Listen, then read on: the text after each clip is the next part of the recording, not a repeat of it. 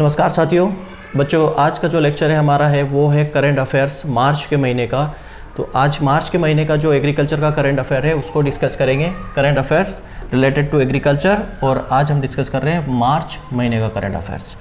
ठीक है, तो मार्च महीने का करंट अफेयर आज हम डिस्कस कर रहे हैं। तो शुरू करते हैं मार्च के महीने में। सबसे पहले बात करते हैं first export consignment. First export consignment, अच्छा कुछ चीज़ें हैं जो हम करते हैं, हमने पहले भी किया था कि मार्च महीने में कौन से ऐसे डेज है जो एग्रीकल्चर से रिलेटेड है। तो सबसे पहले बात करते हैं मार्च 21 और मार्च 22। ये दो डेज हैं जो एग्रीकल्चर पॉइंट ऑफ व्यू से काफ़ी इंपॉर्टेंट है और एग्ज़ाम में यहाँ से क्वेश्चंस बनता ही बनता है। तो मार्च 21 जो है वो क्या है? World forest day. क्या है? World forest day. और मार्च 22 क्या है? World water day. World water day. तो ये दो डेज जो है काफ़ी मोस्ट इंपॉर्टेंट डेज है जो एग्रीकल्चर की कोई भी एग्जाम हो, क्वेश्चंस डेज के ऊपर एक क्वेश्चंस तो आता ही आता है। तो ये आपको अपने माइंड में रखना है, सारे डेज जो हम यहाँ पे करंट अफेयर के साथ डिस्कस करते जा रहे हैं मंथ वाइज। क्लियर है? शुरू करते हैं करंट अफेयर्स मार्च महीने का। पहला यहाँ पे है first export consignment of red rice. Red rice का यहाँ पे पहला जो है कंसाइनमेंट जो है यहाँ पे एक्सपोर्ट किया गया, कहाँ पे? यूएसए। इंडिया से कहाँ? यूएसए में भेजा गया पहला कंसाइनमेंट रेड राइस का। क्लियर है? अब ये कब भेजा गया, क्यों भेजा गया, इसके पीछे रीज़न क्या था उसको देखते हैं। तो ये जो पहला कंसाइनमेंट जो है रेड राइस का यूएसए भेजा गया है, पहली खेप भेजी गई है, उसके पीछे रीज़न है कि जो एक इंडिया का जो एक्सपोर्ट पोटेंशियल है उसको बढ़ाना, उसको एकदम बूस्टअप करना है ना। इसके पीछे रीज़न क्या था? कोई भी चीज़ कुछ होती है तो उसके पीछे रीज़न होता है। तो ये इस पहला जो कंसाइनमेंट भेजा है रेड राइस का, उसके पीछे रीज़न क्या है कि जो हमारा प्रोडक्शन इस एक्सपोर्ट का जो पोटेंशियल है इंडिया का उसको बढ़ाना। तो major boost Indian rice export potential. ठीक है, राइस का जो है एक्सपोर्ट पोटेंशियल उसको बढ़ाना। तो उसके लिए 4 मार्च 2021 को यूएसए पहला कंसाइनमेंट इन्होंने भेजा रेड राइस का। 4 मार्च 2021 को कहाँ भेजा? यूएसए में पहला कंसाइनमेंट, पहली खेप रेड राइस की इन्होंने भेजी। भेजने के पीछे रीज़न क्या है? मेन उद्देश्य क्या है कि जो राइस का हमारा एक्सपोर्ट का पोटेंशियल है, जो हमारी राइस को बाहर भेजने की क्षमता है, उसको बढ़ाना, बूस्टअप करना। अब रेड राइस जो होता है वो रेड राइस के अंदर क्या होता है? बहुतायत में क्या पाया जाता है? आयरन। रेड राइस बोल सकते हैं आयरन का रिच सोर्स है। याद रखना, क्वेश्चन बनता है रेड राइस के अंदर कौन सा कंटेंट सबसे ज़्यादा पाया जाता है? आयरन रिच होता है। ये आसाम की जो ब्रह्मपुत्र वैली है वहाँ पर इसको ग्रोन किया जाता है। और इसकी सबसे अच्छी खासियत क्या है, यहाँ से भी क्वेश्चन बनेगा, ब्रह्मपुत्र वैली में के लिए कौन सी क्रॉप सूटेबल है? तो रेड राइस या राइस क्रॉप सूटेबल है। एक क्वेश्चन मैंने पढ़ाया था बराक वैली, आसाम में एक बराक वैली भी है। क्या है? बराक वैली। और ये क्वेश्चन IBPS AFO में पूछा हुआ है कि बराक वैली के लिए कौन सी क्रॉप सूटेबल है। ऑप्शन में राइस भी था और जूट भी था।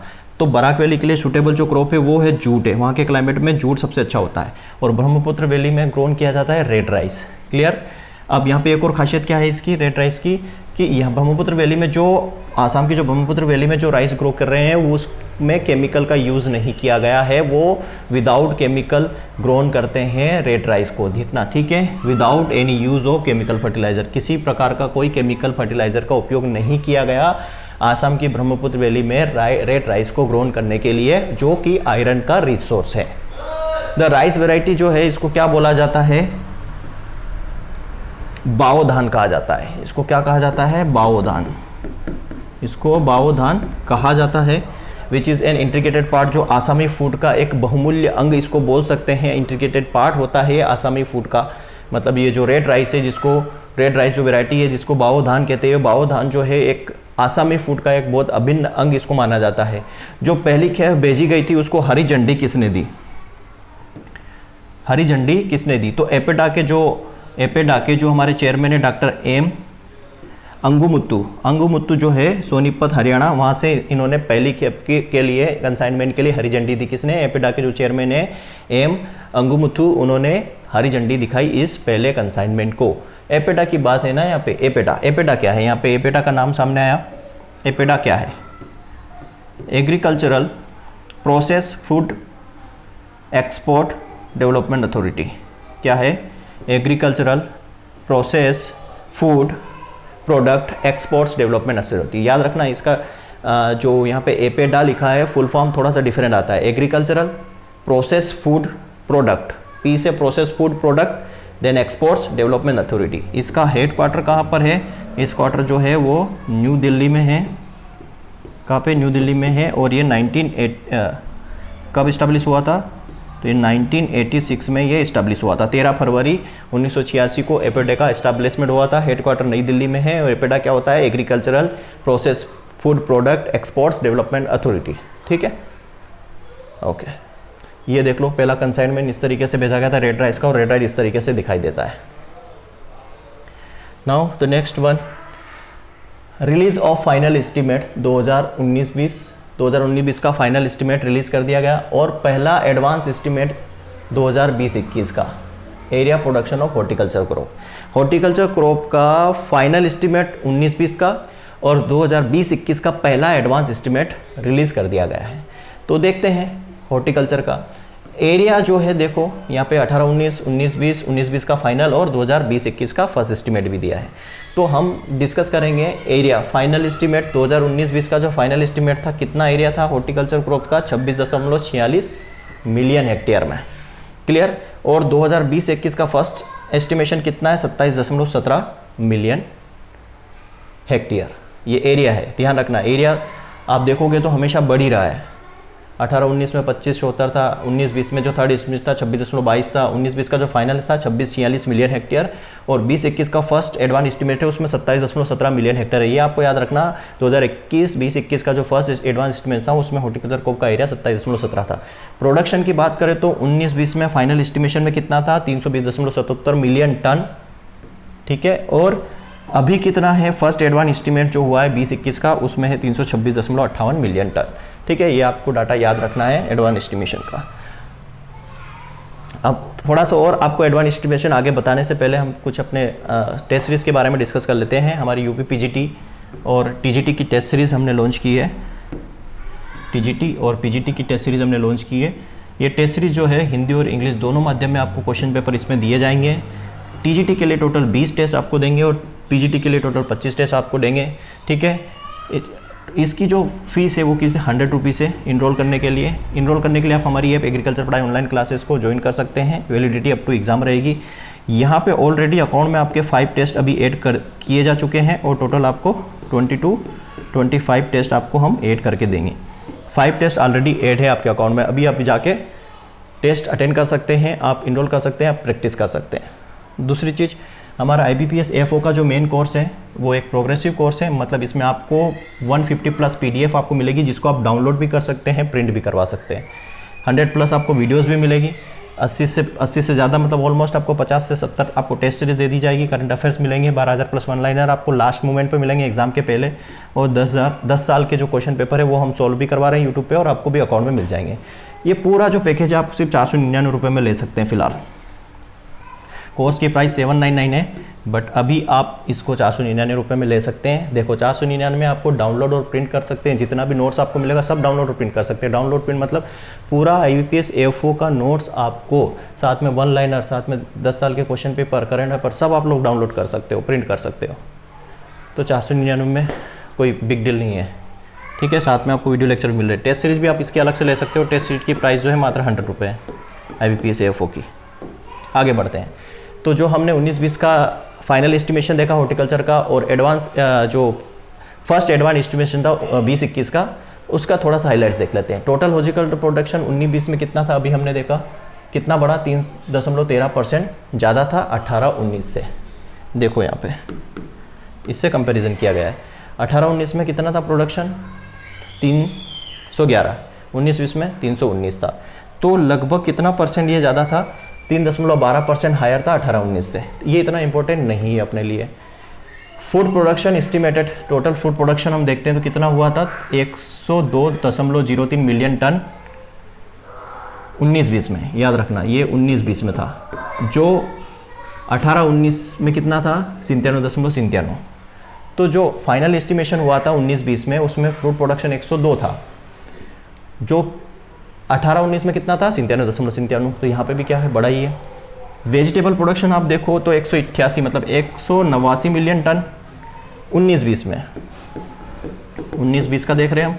और 18-19 में कितना था 183, ये भी रिकॉर्ड है, मतलब बढ़ के हैं। ओनियन प्रोडक्शन एस्टिमेशन की बात करो तो 26 मिलियन टन था 19-20 में, और 18-19 में 22.82 मिलियन टन।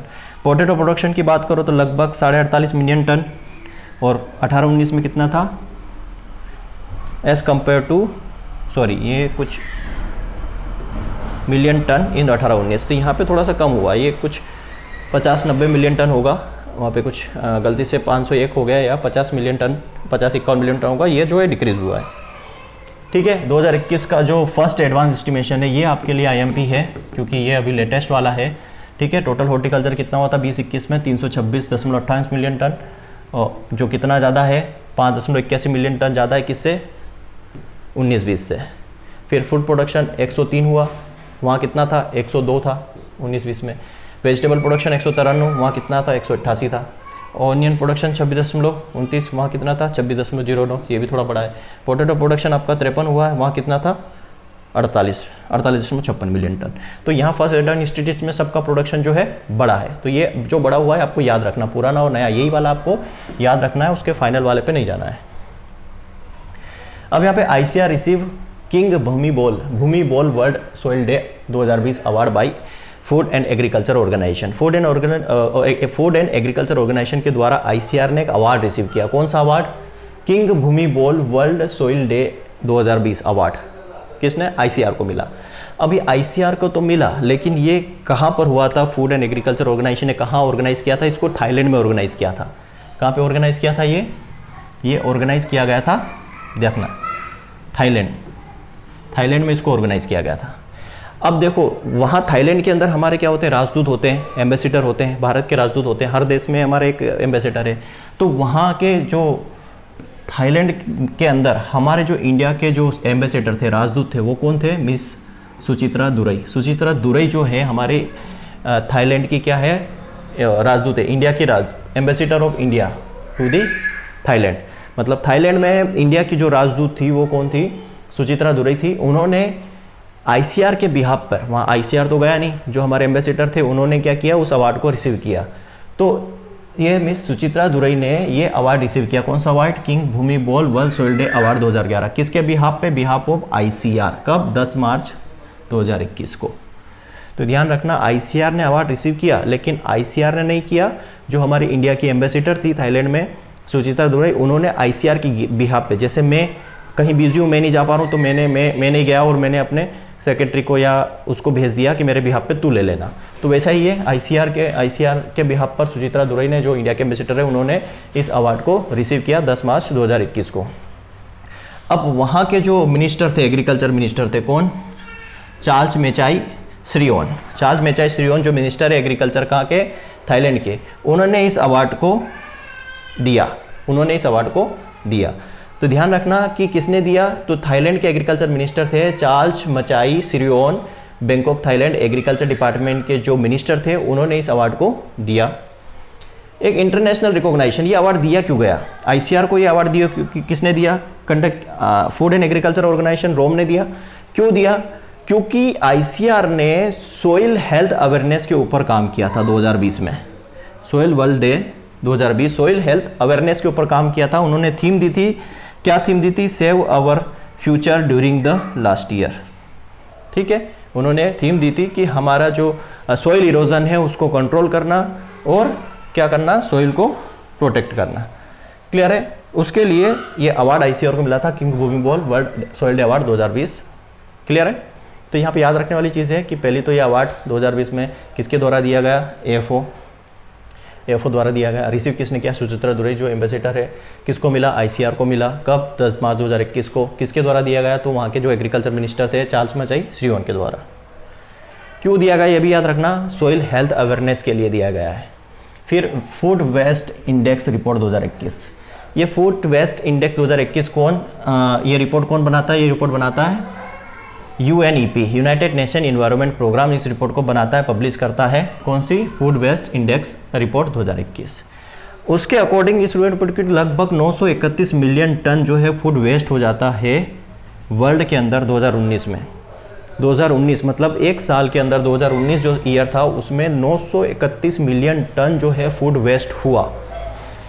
अब इंडिया की बात करें तो हाउस होल्ड, इंडिया के अंदर जो हाउस होल्ड वेस्ट सबसे ज़्यादा होता है, पूरे वर्ल्ड में भी देखो तो हाउस होल्ड सबसे ज़्यादा होता है भाई। जो हाउस होल्ड जो हम खाना खाते हैं या जो भी हमारा कूड़ा कचरा रहता है वो सबसे ज़्यादा घर से ही निकलता है हाउस होल्ड। तो 50 केजी पर कैपिटा, एक व्यक्ति के हिस्से में 50 केजी वेस्ट आता है पर ईयर। तो टोटल कितना हो गया, लगभग 6,87,60,167, लगभग 7 करोड़ टन जो है वेस्ट हम कर देते हैं एक साल के अंदर।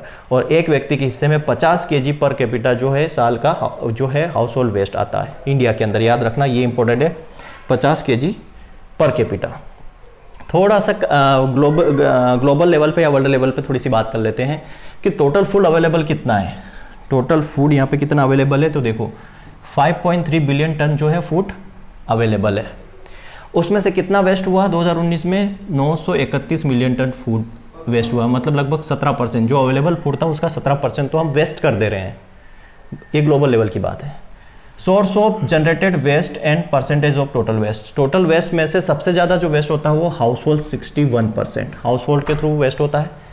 उसके बाद फूड सर्विस में 26% वेस्ट होता है और 13% रिटेल वेस्ट होता है ना। सबसे ज़्यादा किससे, हाउस होल्ड से होता है, फिर फूड सर्विसेज से और फिर रिटेल से। एनुअल पर कैपिटल ग्लोबली बात करें कि ग्लोबल लेवल पे पर कैपिटल कितना वेस्ट होता है एक साल का, तो 121 केजी पर कैपिटा वेस्ट होता है, जिसमें से 74 केजी तो हमारा हाउस होल्ड से, फूड सर्विस से 32 केजी और 15 केजी रिटेल से होता है। कुछ डिफरेंट कंट्रीज है ना, एनुअली पर कैपिटा जो फूड वेस्ट होता है डिफरेंट कंट्रीज़ में। तो ग्लोबल वर्स्ट 5 कंट्रीज़ कौन सी है, सबसे बेकार कंट्री जहाँ पे सबसे ज़्यादा होता है, तो सबसे पहले नंबर पर याद रखना नाइजीरिया है, 189 केजी पर कैपिटा वहाँ पे वेस्ट होता है। इतना इंपॉर्टेंट नहीं है, हम इंडियन पॉइंट ऑफ व्यू से बात करेंगे। G7 कंट्रीज़ की बात करो, सबसे वर्स्ट कंट्री कौन सी है, फ्रांस, वहाँ पे 75 KG per hectare house hold waste होता है। और साउथ एशिया की बात करो तो अफगानिस्तान सबसे पहले नंबर पे 82 केजी पर कैपिटा यहाँ पे वेस्ट होता है। और इंडिया में कितना होता है, ये याद रखना, इंडिया में होता है 50 केजी पर कैपिटा वेस्ट होता है। क्लियर है, ये रिपोर्ट थी world food waste index report 2000 जो UNEP इसको जारी करता है। अब एपेडा ने ऑर्गेनाइज किया फर्स्ट वर्चुअल व्यापार मेला। पहला ऑनलाइन मेला जो है किसने ऑर्गेनाइज किया, एपेडा ने ऑर्गेनाइज किया। किसके लिए, एक्सपोर्ट पोटेंशियल, एग्रीकल्चर के जो प्रोडक्ट है, हमारे कृषि के जो उत्पाद है उसमें एक्सपोर्ट पोटेंशियल को बढ़ाने के लिए। जैसे वहाँ पे राइस के पोटेंशियल को बढ़ाने के लिए क्या किया गया था, एक खेप USA भेजी गई थी रेड राइस की। यहाँ पे एग्रीकल्चर के जो प्रोडक्ट है उसमें एक्सपोर्ट पोटेंशियल को बढ़ाने के लिए एपेडा जो है उसने एक ऑनलाइन जो है व्यापार मेला ऑर्गेनाइज किया था। ऑनलाइन व्यापार मेला जो ऑर्गेनाइज किया गया था ये 10 मार्च को ऑर्गेनाइज किया गया था। याद रखना 10 मार्च को एपेडा ने एक ऑनलाइन व्यापार मेला ऑर्गेनाइज किया था। क्या था इसका उद्देश्य, वही एक्सपोर्ट पोटेंशियल, इंडिया के जो एग्रीकल्चर और जो प्रोसेस फूड प्रोडक्ट है उनके एक्सपोर्ट को बूस्ट करने के लिए, बढ़ाने के लिए ड्यूरिंग कोविड-19 पीरियड। ठीक है, इस लॉकडाउन में कोविड-19 वाली स्टेज जो अभी कंडीशंस चल रही है, कोविड-19 की लॉकडाउन की कंडीशंस चल रही थी, उसमें जो हमारे एग्रीकल्चर प्रोडक्ट है उसको एक्सपोर्ट को बढ़ाने के लिए थीम क्या रखी थी, India rice and agro commodity. India rice and agro commodity इसकी थीम रखी गई थी।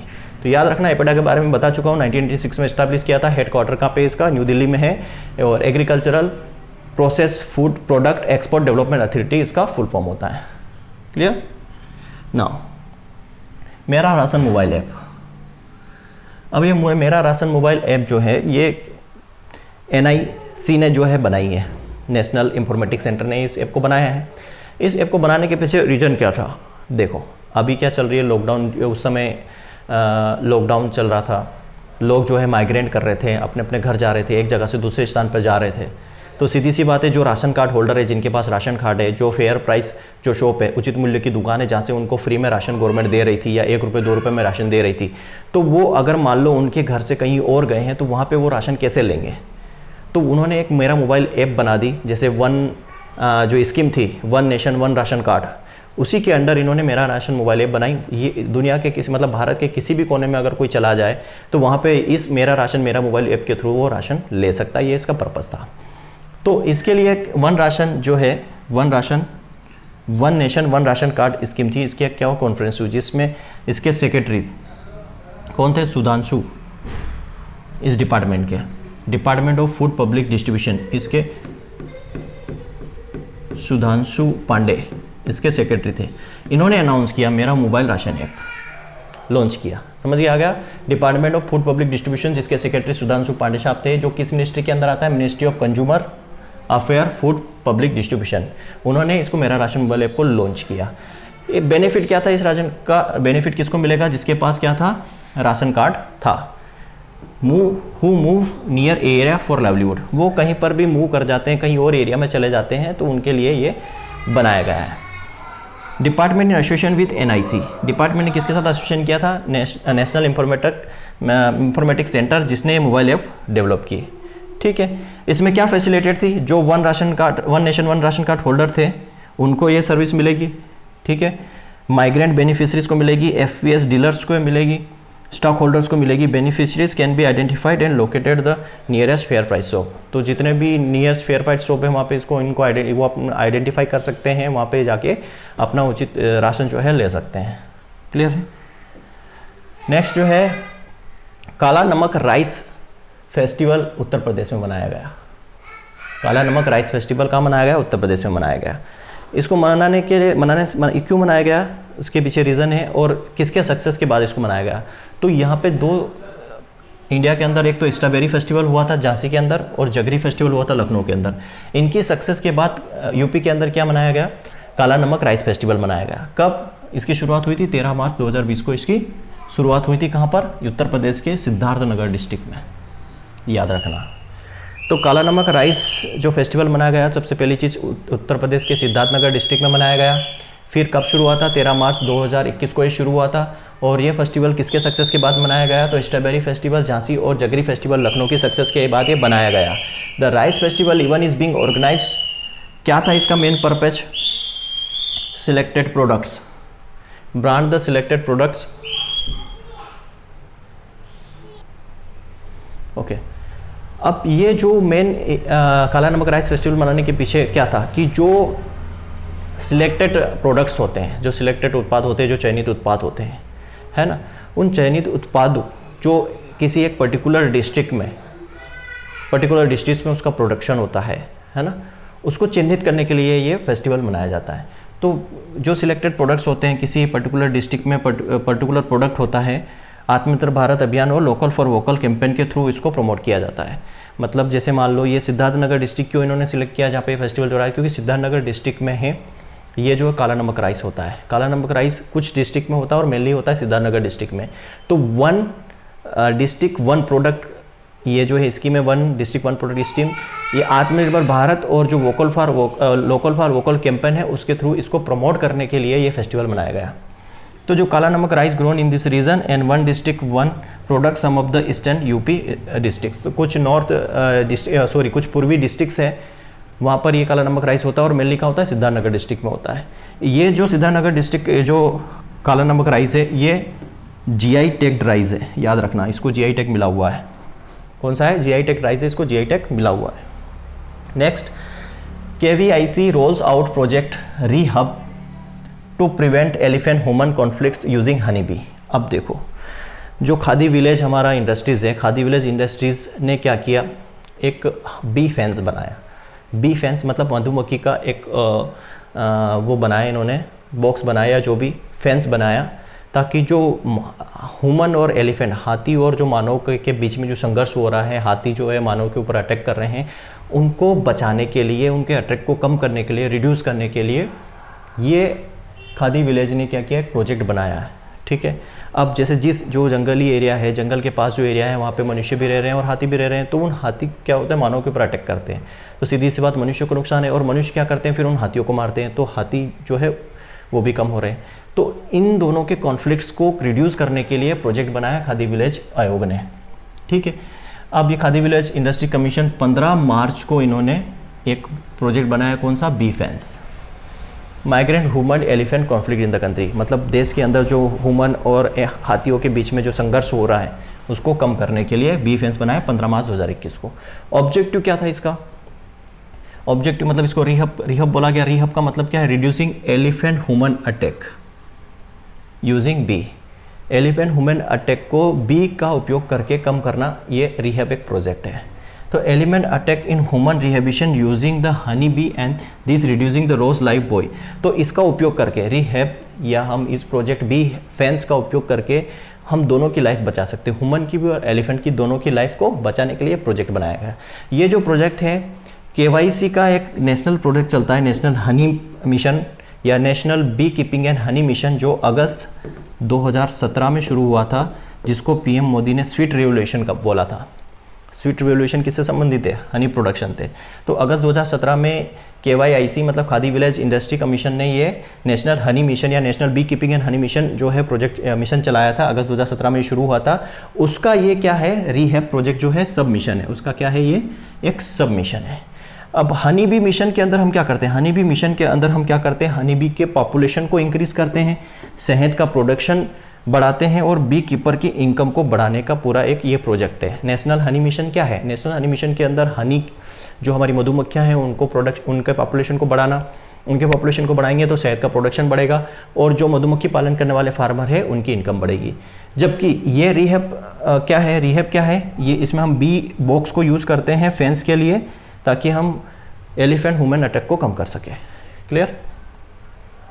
नाउ पोषण पखवाड़ा बिंग सेलिब्रेटेड 16 से 31 अगस्त को किस मिनिस्ट्री के द्वारा, women and child development ministry, जिसकी मिनिस्टर है स्मृति ईरानी जी, उन्होंने यह मतलब पोषण पखवाड़ा मनाया गया कब, 16 से लेकर 31 मार्च 2021 को। ठीक है, इसमें कुछ ज़्यादा नहीं है। फिर international day of forest, world forest day 21 मार्च को, जो मैं पहले बता चुका हूँ, उसकी थीम आपको याद रखना है, forest restoration a path to recovery and wellbeing. ठीक है, 22 मार्च को वर्ल्ड वाटर डे मनाते हैं, उसकी थीम क्या है, valuing water which focuses on how we can better protect this vital resources. तो ये दोनों हम डिस्कस कर चुके हैं। 21 मार्च को फॉरेस्ट डे मनाते हैं, 22 मार्च को वाटर डे मनाते हैं, उनकी थीम आपको याद रखना है। ठीक है, फिर PM Shri Narendra Modi to launch Jal Shakti अभियान। जल शक्ति अभियान लॉन्च किया गया था वर्ल्ड वाटर डे के दिन, याद रखना कब, वर्ल्ड वाटर डे के दिन 22 मार्च 2021 को जल शक्ति अभियान प्रधानमंत्री नरेंद्र मोदी जी ने लॉन्च किया था। इसका मेन पर्पज क्या है, प्री मानसून और मानसून पीरियड तक ये चलेगा, मतलब 22 मार्च से लेके ये 30 नवंबर तक इस प्रोजेक्ट को चलाया जाएगा। 22 मार्च से लेके 30 नवंबर तक इस प्रोजेक्ट को चलाया जाएगा, प्री मानसून और monsoon period in the country. Pre monsoon और मानसून पीरियड में मेन इसका क्या था पर्पज, कैच दी रेन, जो रेन वाटर है उसको हमें कैच करना, मतलब वाटर हार्वेस्टिंग करना, सीधा सीधा मतलब इसका जो पानी है उसको हमें क्या करना है, हार्वेस्ट करना है, बचाना है, ताकि हम ऑफ सीजन में उसका यूज़ कर सकें। Now Kota farmer developed mango variety, जो कि क्या है, राउंड द ईयर प्रोडक्शन देती है।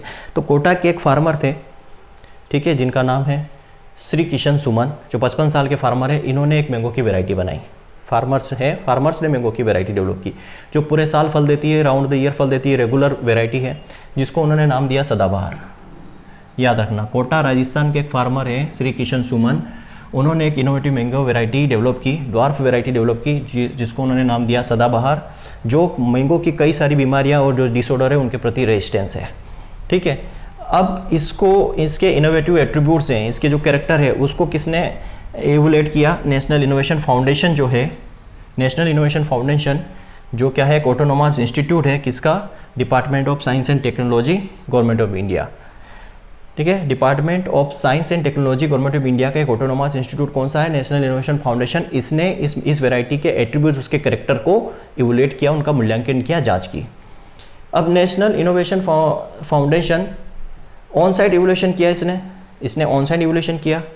ठीक, और ICR का कौन सा इंस्टीट्यूट है, Indian institute of horticulture research Bangalore, उसने SKN एग्रीकल्चर यूनिवर्सिटी जो है जोधपुर में, चौबनेर में, SKN एग्रीकल्चर यूनिवर्सिटी जोधपुर में, वहाँ पे इसको एक साइट दी गई। ठीक है, फील्ड अलॉट कर दी गई है इसकी टेस्टिंग के लिए, इसकी ग्रोइंग के लिए, इसके प्लांट को लगाने के लिए। ठीक है, याद रखना, फील्ड अलॉट कर दी गई है, testing at SKN agriculture university Jobner Rajasthan. तो ऑन सेट इवोल्यूशन कौन कर रहा है, NIF कर रहा है, और जो इसका IIHR इंस्टीट्यूट बेंगलोर है, उसने SKN यूनिवर्सिटी को, SKN यूनिवर्सिटी के अंदर क्या दे दिया, फील्ड अलॉट कर दी है इसकी टेस्टिंग के लिए। ठीक है, अब इसके लिए इस फार्मर्स को इस वैरायटी को किसके अंदर रखा गया, protection of plant variety and farmers right act और national bureau of plant genetic resource New Delhi. Clear. अब इसके लिए जो सदाबहार मैंगो वैरायटी जो है, NIF ने क्या बोला है कि ये जो सदाबहार वैरायटी है इसको मुगल गार्डन और राष्ट्रपति भवन न्यू दिल्ली में भी लगाया जाएगा। ठीक है, ये सदाबहार मैंगो वैरायटी मुगल गार्डन और एट राष्ट्रपति भवन न्यू दिल्ली में भी लगाया जाएगा।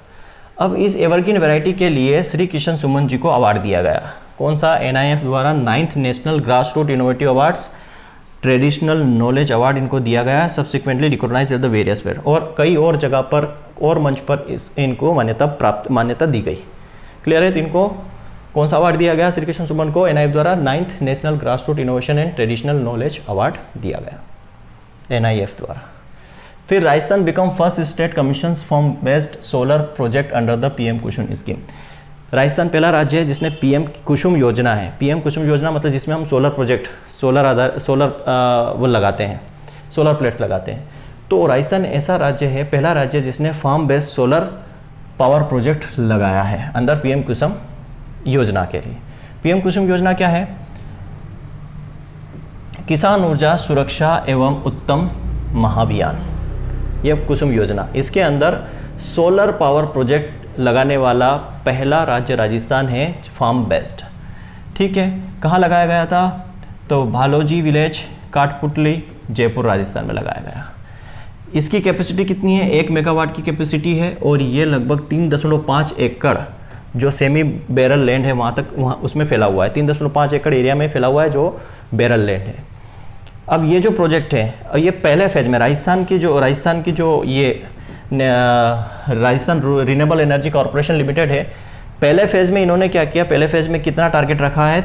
623 farm based solar, 722 megawatt capacity in Rajasthan का पहला phase of the PM Kusum scheme इन्होंने ये शुरू किया है। टोटल कितना लगाएंगे? ये 623 फार्म बेस्ड सोलर लगाएंगे। टोटल कितनी एनर्जी जनरेट करेगा? 722 मेगावाट जनरेट करेगा। उसका पहला इन्होंने कहाँ लगाया है? बोलाजी विलेज, काठपुतली, राजस्थान में लगाया है। अब ये जो बिजली कौन खरीदेगा? ये बिजली खरीदेगा राजस्थान विद्युत वितरण निगम। इससे जो बिजली जनरेट होगी वो कौन करेगा? राजस्थान विद्युत वितरण निगम इसको परचेस करेगा।